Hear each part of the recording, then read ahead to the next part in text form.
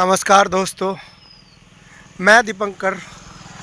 आज इस वीडियो में बात करूंगा एज ए सेल्स एग्जीक्यूटिव हम लोगों के लिए सबसे चैलेंजिंग मोमेंट क्या रहता है। As a finance sales executive field job में हम लोगों का बेसिकली दो तरह की जॉब करना होता है।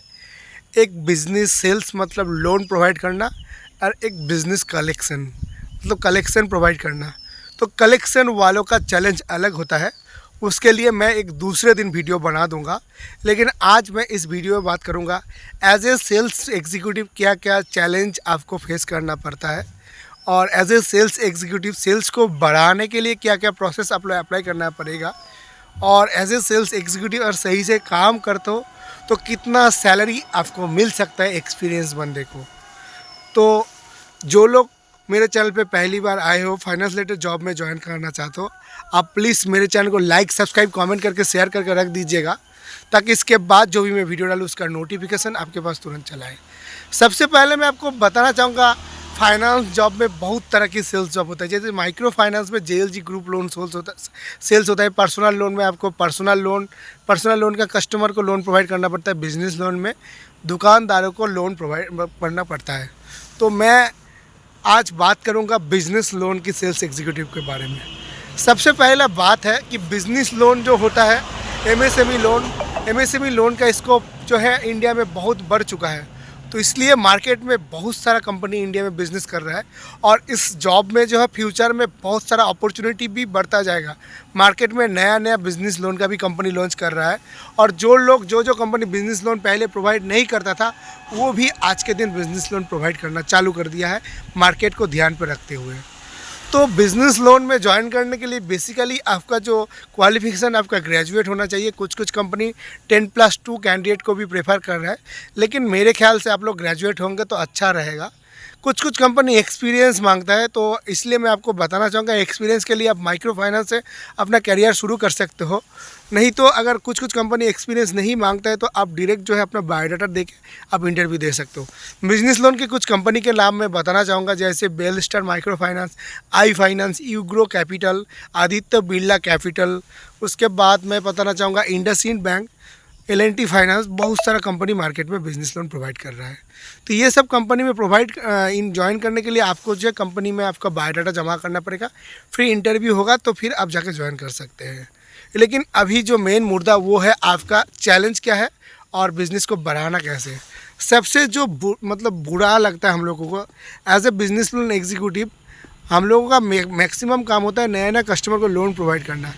ऐसे ही तो कस्टमर के पास लोन मतलब डॉक्यूमेंट्स, मैक्सिमम कस्टमर के पास डॉक्यूमेंट्स अवेलेबल नहीं होता है। कुछ कस्टमर के पास डॉक्यूमेंट्स अवेलेबल होने के बाद हम लोग जो है अपॉइंटमेंट फ़ीस प्रोवाइड करते हैं। अपॉइंटमेंट फ़ीस क्या होता है पता है? एक बिजनेसमैन बहुत बिजी शेड्यूल होने के कारण आपको मिलने के लिए वो एक टाइम प्रोवाइड करता है, उसको बोलते हैं अपॉइंटमेंट फिक्स टाइम। तो सपोज़ मेरे को एक बिजनेसमैन ने टाइम दिया कि शाम 4 बजे मेरे दुकान पे आना, और बिजनेसमैन का घर जो है मेरा यहाँ से कम 60 किलोमीटर दूर पे है।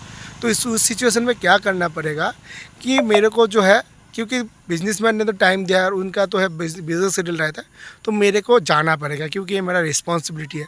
4 बजे मैं पहुंच जाता हूं उस दुकान में। जाने के बाद वहां पे मतलब सारे जो डॉक्यूमेंट्स के बारे में मैंने पूछा था उन्होंने बता दिया सही सभी ठीक है, लेकिन वहां पे जाने के बाद देखना पड़ रहा है कि ये डॉक्यूमेंट्स नहीं है, वो डॉक्यूमेंट्स नहीं है, ये इनकम्प्लीटेड है।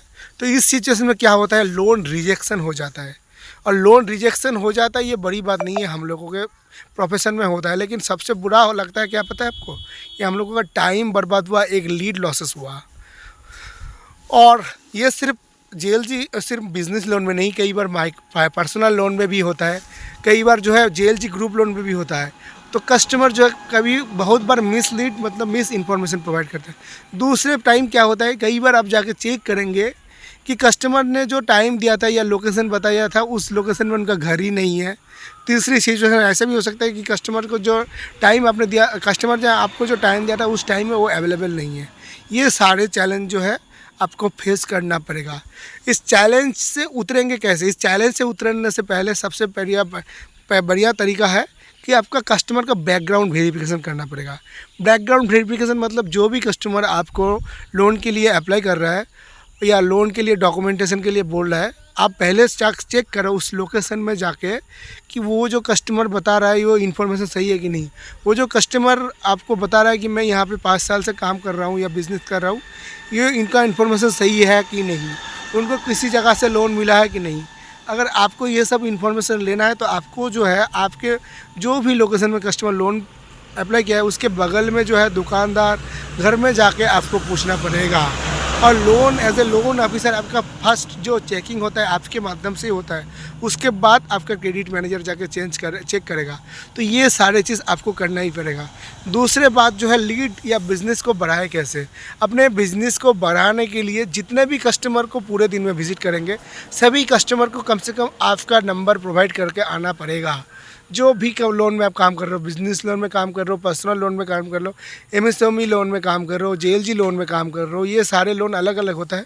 तो कस्टमर को नंबर प्रोवाइड करने से क्या होता है, हालांकि आज कस्टमर को लोन का ज़रूरत नहीं है, लेकिन जब भी कस्टमर को लोन का ज़रूरत होगा ना, सबसे पहले आपका नाम ही याद आएगा कि नहीं वो एक लोन ऑफिसर आया था, मेरे को नंबर दे के गया था। तो बहुत सारे लीड हम लोगों के पास वैसे ही आता है। और जो कस्टमर पहले नहीं लेना चाहता, बाद में जाके जो कस्टमर सोच समझ कर मतलब बुलाते हैं, उस कस्टमर का डॉक्यूमेंटेशन भी बहुत ही अच्छा खासा होता है। तो ऐसे ही बिजनेस होता है। As a microfinance loan officer या एज ए लोन ऑफिसर अगर कोई भी फाइनेंस कंपनी में कम से कम 5 साल का एक्सपीरियंस हो जाते हैं, तो अगर सीनियर पोजीशन कोई मैनेजर पोजीशन पे नहीं जा पाते हो, तब भी आप कम से कम 25 से 30 हज़ार सैलरी इन हैंड कमा सकते हो। उसके साथ आपको जो है 4-5 हज़ार का तेल मिलेगा। कुछ कंपनी में ज़्यादा मिलता है, कुछ कंपनी में अलग कम मिलता है। उसके साथ जो है इंसेंटिव भी मिलेगा 6-7 हज़ार। तो अगर 5 साल का एक्सपीरियंस आपका बन गया है तो कोई भी कंपनी में आप जो है आराम से 30 से 35 हज़ार तक कमा सकते हो।